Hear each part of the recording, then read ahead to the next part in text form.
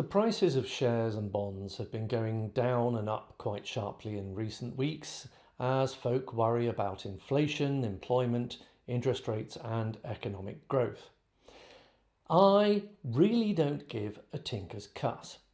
My portfolios are set up for the long term. I've copied the research and analysis of 150 massive investment funds covering over £80 billion of investments. I've spread my investments across assets that mimic the overall value of those funds and their expensive and valuable research, which I never pay for. Also, I adjust to make sure my portfolios copy the model portfolio. I rebalance once a year, and you can see a video on how I've done that very recently. I've got a link in that appearing somewhere now. I know that I've done everything I can for a long-term portfolio. The one thing I need to do now is forget about it until it's time for the next annual rebalance. Here's a really stupid question. Is now a good time to invest? Banks, investment companies and whatnot love producing articles, seminars and the like in which they put this really stupid question. The answer is yes. It's always yes. Now is always a good time to invest, especially if you keep drip feeding your investments, referred to as pound cost averaging. By making regular payments into your investments, you're reducing the effects of sharp ups and downs in the prices of shares and bonds, and that is a good thing. Why do the banks and investment companies ask that stupid question? Because it casts a false impression of integrity behind which all they're doing is setting you up to give them your investments that they can overcharge you for and then deliver awful returns. See part 2, the rip-off of how to invest without being ripped off, the book. Tips for the newbie investor. I was speaking with someone who was pointed in my direction earlier this week. He's had a rotten year that's left him with some inheritance money. Like so many people, he wanted some guidance on how to invest and protect that money. Now, definitively speaking, you can't truly protect money that you invest, but you can invest at a level of risk versus opportunity that's right for you. See Taking the Right Amount of Risk on my website, which is completely free to use. The following are the principles I put to him in case they're useful to you or someone you know who's in a similar situation of having to invest and not knowing where to begin. Number 1, don't invest in cryptocurrency. It's a gamble which you are fleeced by the company selling the cryptocurrency. You lose, they win, don't do it. You've worked too hard for that money.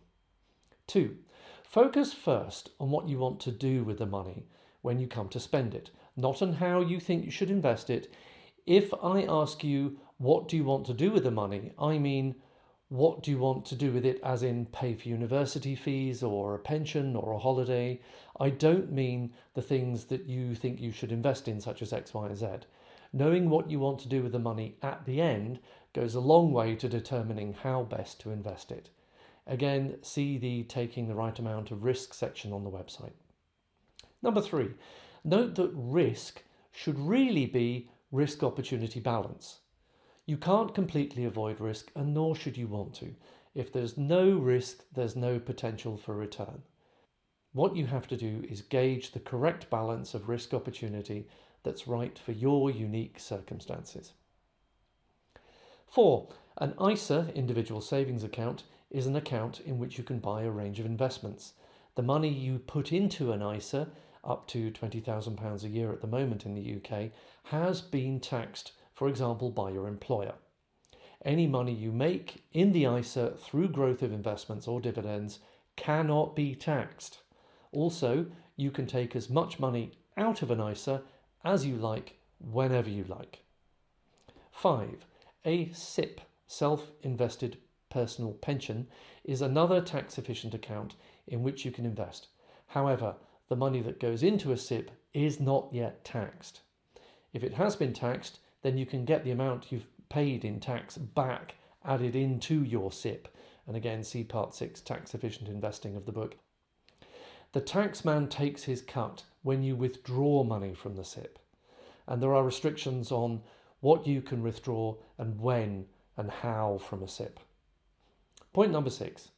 An index fund such as the S&P 500 can be included in a SIP or an ISA. Think of a SIP or an ISA as a shopping basket. Until you buy investments, the basket is empty. The SIP or ISA is not an investment in itself. It's just a tax-efficient account through which you can buy investments. 7. Don't rely on your friends as the sole source of your investment advice. A little knowledge can be a dangerous thing. Performance and costs. My £10,000 portfolio, which I set up in May 2023, has returned about 17.8% before fees so far, and about 15.9% after fees or net. The industry average, to give you some context, of 4,000 firms in the UK across 2023, they returned on average 2.82% before fees. The performance has come down a little, exactly as I predicted it would in my portfolio a couple of months ago. Hence, I'm pleased that I rebalance after 1 year. That helps to make sure that I stay in line with the model portfolio, and the point of that is to keep the portfolio diversified in a way that copies the research and the analysis of the big investment companies, but without paying them anything. The other portfolios that I've launched in the last month or two are also nudging slowly up. You can see their performance on my website, investwithoutbeingripped.com. WTF, what's the fact? A few years back, I wrote a daily market update for the entire staff of a very well-known financial institution. That's where the WTF, what's the fact originated.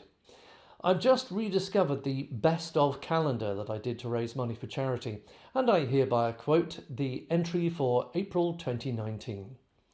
Underwater mortgage.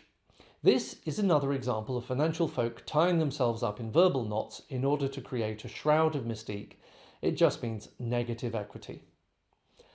Underwithholding. This one is more forgivable. It's where insufficient money has been held from, say, salaries in order to pay taxes on earnings. Underpants. These are security instruments implemented in order to facilitate a balanced distribution of assets.